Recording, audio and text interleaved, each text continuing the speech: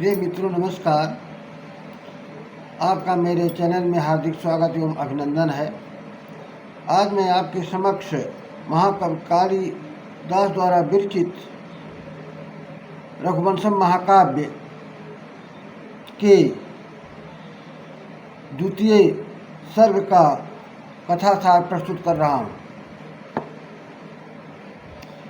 संततिहीन राजा दिलीप और रानी सुदक्षिणा ने ऋषि वशिष्ठ के द्वारा नंदिनी गाय की सेवा का आदेश प्राप्त करके प्रातःकाल की प्रतीक्षा में रात बिताया।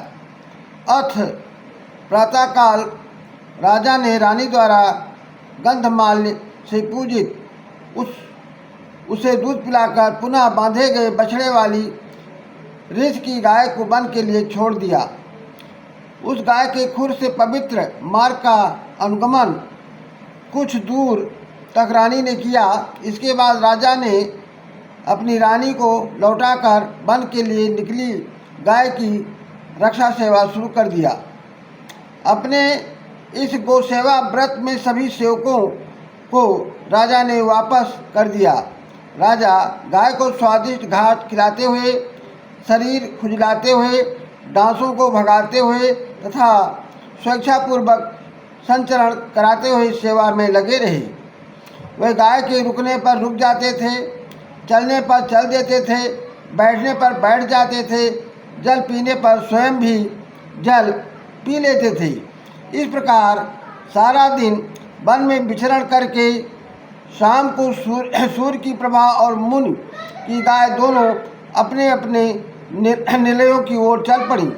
लौटते समय वन की शोभा अप्रतिम थी। गड्ढों को पार करके शोरों के झुंड जा रहे थे। मोर अपने आवास वृक्षों की ओर उन्मुख थे। श्यामला भूमि मृगों के आवाज से और श्यामल हो रही थी। अपने थनों के भार से शोभित गाय और शरीर की गुरुता से भूषित राजा दोनों ही अपने चाल से तपोवन लौटने के मार्ग को और सुशोभित कर रहे थे। उधर रानी सुदक्षिणा अपलक दृष्टि से राजा का पथ निहार रही थी। राजा के द्वारा आगे की हुई तथा रानी के द्वारा अगवानी की गई वह गाय दिन और रात के मध्य संध्या सदृश सुशोभित हो रही थी। रानी ने आश्रम पहुँचने पर गाय की प्रदक्षिणा करके प्रणाम करके उसके विशाल मस्तक को तिलकादि से अर्चित किया और गाय ने भी ठहर कर उनकी पूजा को स्वीकार किया। इससे वह दोनों बड़े प्रसन्न हुए। रात्रि में राजा दिलीप गुरुपत्नी तथा गाय की सेवा करके गाय के पास अन्न और दीपक रख कर सो गए और सुबह गाय के उठने पर उठ गए। इस तरह 21 दिन बीत गए। अगले दिन वह गाय अपने सेवक के भाव को परखने की इच्छा से हिमालय की एक गुफा में प्रविष्ट हो गई। राजा को यह पूर्ण विश्वास था कि कोई हिंसक इस गाय को छूने की इच्छा मन से भी नहीं कर सकता है। अतः वह पर्वत की शोभा को देखने में व्यस्त था कि एक सिंह ने अकस्मात गाय पर आक्रमण कर दिया। अब गाय के आर्त नाद को सुनकर राजा की दृष्टि जब गाय की ओर गई तो उसने देखा कि एक सिंह गाय को दबोचे हुए है। राजा ने उस दुस्साहसी को दंडित करने के लिए जब तरकस से तीर निकालना चाहा तो पाया कि उसकी अंगुली तीर के पुच्छ में चिपक गई है और हाथ हिलडुल भी नहीं रहा है। राजा इस घटना से आश्चर्यचकित ही था कि एक और विस्मय उठ खड़ा हुआ। वह सिंह मनुष्य की बाड़ी में बोला राजा से, हे राजन, तुम्हारा प्रयास व्यर्थ है। यहाँ फेंका गया अस्त्र भी व्यर्थ हो जाएगा, क्योंकि मैं अष्टमूर्ति भगवान शिव का सेवक कुंभोदर नामक गण हूँ। उस सामने स्थित देवदार वृक्ष को तो देखो, जिसे भगवान शिव ने अपना पुत्र माना है और माता पार्वती ने अपने स्वर्ण कलश के जल से इसे सींचा है। किसी दिन एक जंगली हाथी ने रगड़कर इसकी छाल उधेड़ दिया, जिससे माता पार्वती को अपार कष्ट हुआ। तभी से मैं यहाँ भगवान शिव द्वारा समीप आगत प्राणियों से पेट भरने वाला सिंह बनाकर नियुक्त किया गया हूँ। आज यह गाय मेरे उपवास को तोड़ने के लिए सही समय पर भगवान द्वारा भेजी गई है। अतः तुम इस गाय को मेरे लिए छोड़कर लज्जा विहीन होकर लौट जाओ। गुरु भक्ति तुमने सिद्ध ही कर दी है। अब जिसकी रक्षा शस्त्र से संभव न हो, वह शस्त्रधारी के यश को दूषित नहीं करती है।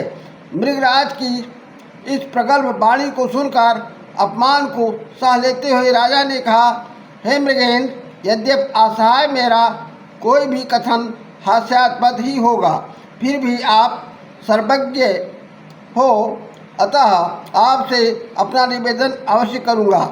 यह सत्य है कि भगवान शंभु मेरे परम पूज्य हैं, किंतु आहिताग्नि गुरु का यह धन सामने नष्ट होता हुआ देखना भी मेरे लिए असह्य है।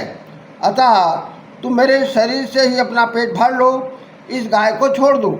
इसे सुनकर सिंह राजा का उपहास करते हुए बोला, एक छत्रराज, संसार का स्वामित्व, नवीन अवस्था, सुंदर शरीर, इन सबको एक क्षुद्र गाय के लिए नष्ट करने को उद्यत तुम मुझे विवेक शून्य प्रतीत होते हो।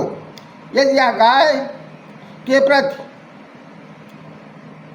तुम्हारी करुणा है, तब भी स्वयं को समर्पित करके तुम एक गाय को ही बचा पाओगे, जबकि जीवित रहते हुए तुम पिता के समान अपनी प्रजाओं की चिरकाल तक रक्षा कर सकोगे। यदि तुम महर्षि के क्रोध से भयभीत हो, तो वह क्रोध करोड़ों गायें उन्हें भेंट करके तुम दूर कर लोगे। अतः तुम अपनी शरीर रक्षा करो, न कि गाय की। यह राजसुख स्वर्ग के देवेंद्र पद से कम नहीं है। इस पर राजा ने पुनः कहा, क्षत्रिय का अर्थ ही क्षत्र से रक्षा करना होता है। यदि वह कार्य न हो सके तो क्षत्रिय के घृणित जीवन का क्या लाभ। यह गाय कामधेनु से कम नहीं है। इसके विकल्प में हजारों गायें भी महर्षि को प्रसन्न नहीं कर सकेंगी। अतः मेरे लिए यही उचित होगा कि मैं अपने प्राणों का मूल्य देकर इसे आपसे छुड़ा लूँ। आप भी किसी के सेवक ही हैं। आप जानते ही हैं कि रक्षणीय वस्तु का नाश करके अपने स्वामी के सामने खड़ा नहीं रहा जा सकता है।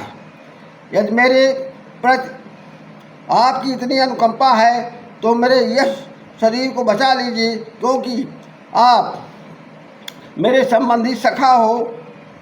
अब सिंह ने तथास्तु कहकर गाय को छोड़ दिया और राजा की भुजा भी मुक्त हो गई।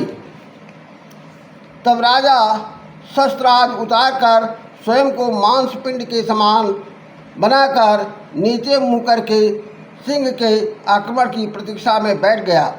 उसी क्षण राजा के सम्मुख आकाश से फूलों की वर्षा होने लगी और बस उठो ऐसे मधुर अमृतोपम शब्द राजा के कानों में पड़े। उसे सुनकर खड़े होकर राजा ने देखा कि वहाँ सिंह कहीं नहीं है, केवल गाय माता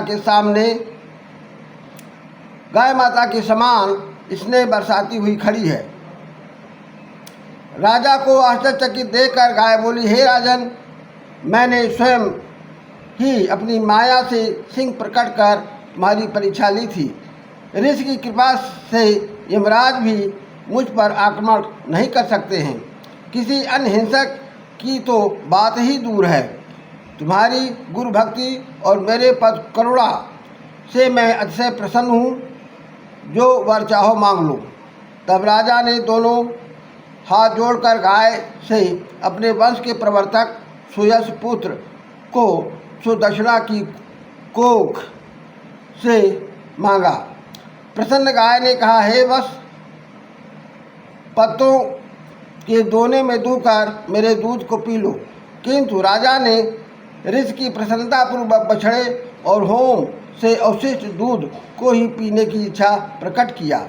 इस पर गाय और अधिक प्रसन्न हुई तथा दोनों प्रसन्न भाव से आश्रम लौट आए। राजा ने यह वृत्तांत पहले गुरु फिर अपनी पत्नी रानी सुदक्षिणा को सुनाया। इसके बाद ऋषि के अनुमति से वत्स और होम के अवशेष उस नंदिनी के दूध को बड़े प्यास से पी लिया। अगली सुबह ऋषि ने शुभाशीष और मंगल वाचन के साथ राजा दंपति को राजधानी के लिए विदा कर दिया। राजा भी अग्निगुर, अरुंधति और